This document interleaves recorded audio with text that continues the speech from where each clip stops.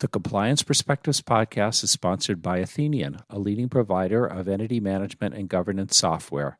Get started at www.athenian.com.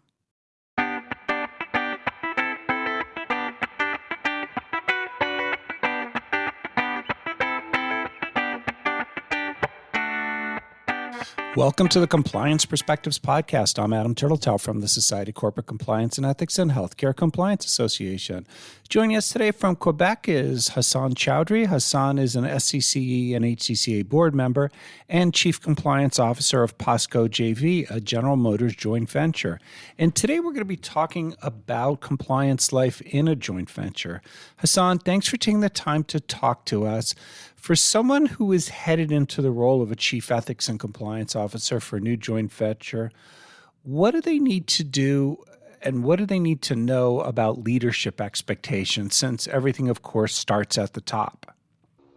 Hey, Adam, thanks again for letting me be part of this podcast and being a guest on your show. I appreciate that you giving me this time.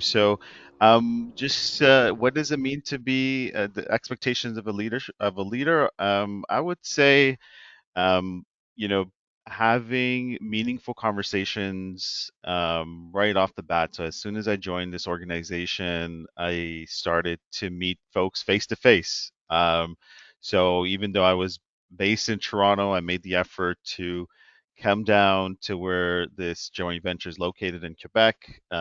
Eventually moving out here and having building a rapport with the local leadership team. So for me, the big strategy was that face-to-face interaction, especially for some that might be a little bit surprising because a lot of us might be working remotely or in a hybrid model or and doing a lot of meetings over Zoom or Teams. But I find that the face-to-face interaction went a long way. As one of the leaders of this joint venture, being present was very important for people to see me, who I was, where I was, if they had any questions, making sure I had an open door policy, making them feel that, hey, they can come in my office and ask any questions. I really wanted to make sure that they felt comfortable to come and talk to me if they had questions about what I was here and what I was doing.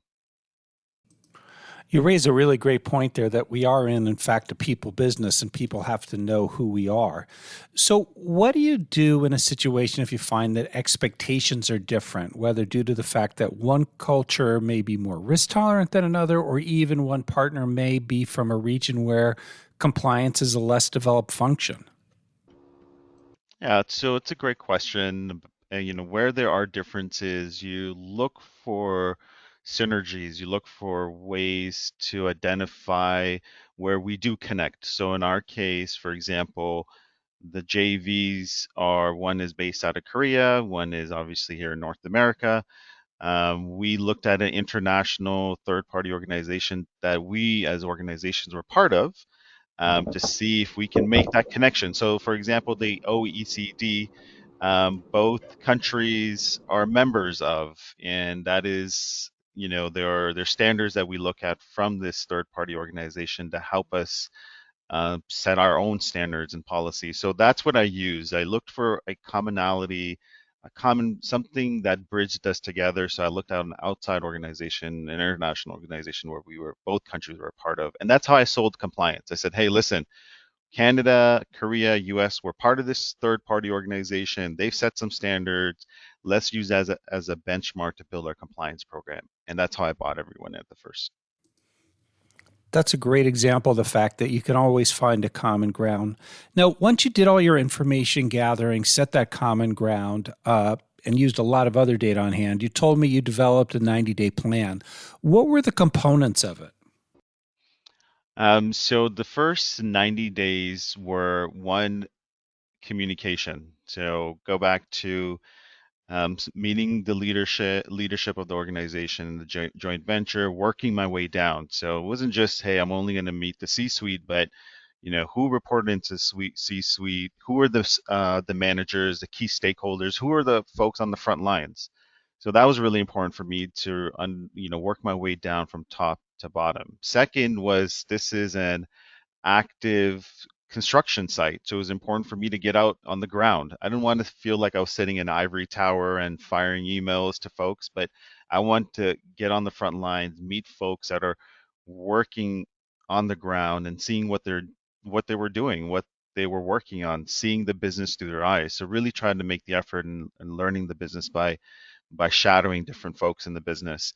And the third part was reporting to the board of directors. So I made sure that the board was aware of what I was doing, sharing my 90-day plan. So they weren't just being informed, but also asking them if they had any input. So making them feel that they were part of the conversation was really important. So my 90-day plan was working my way from top to bottom with leadership, getting on the ground with frontline folks, seeing the business through their eyes, and then reporting up to the board of directors of what my 90-day plan looked like.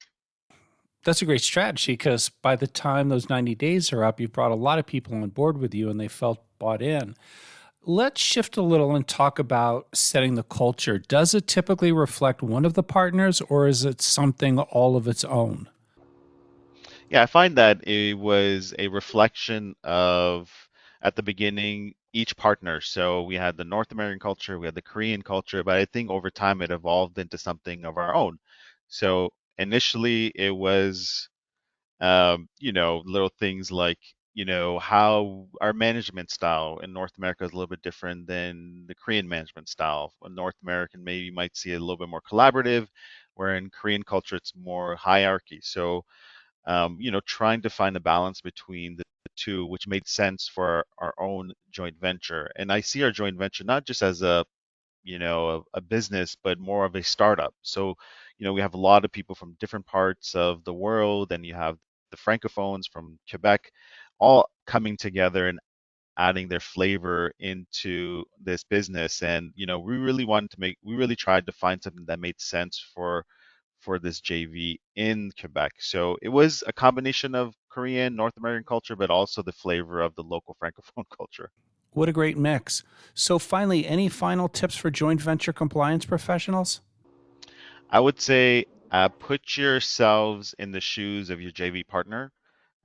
Have empathy and see the business from their perspective and their eyes, and then approach it in terms of how you want to see your compliance program be effective. I think it's really important that you listen, you hear from all partners' perspective, hear what they want and what they think is good, but at the same time, uh, interpret it or articulate it or communicate it so everyone feels, the partners feel that they were part of the conversation.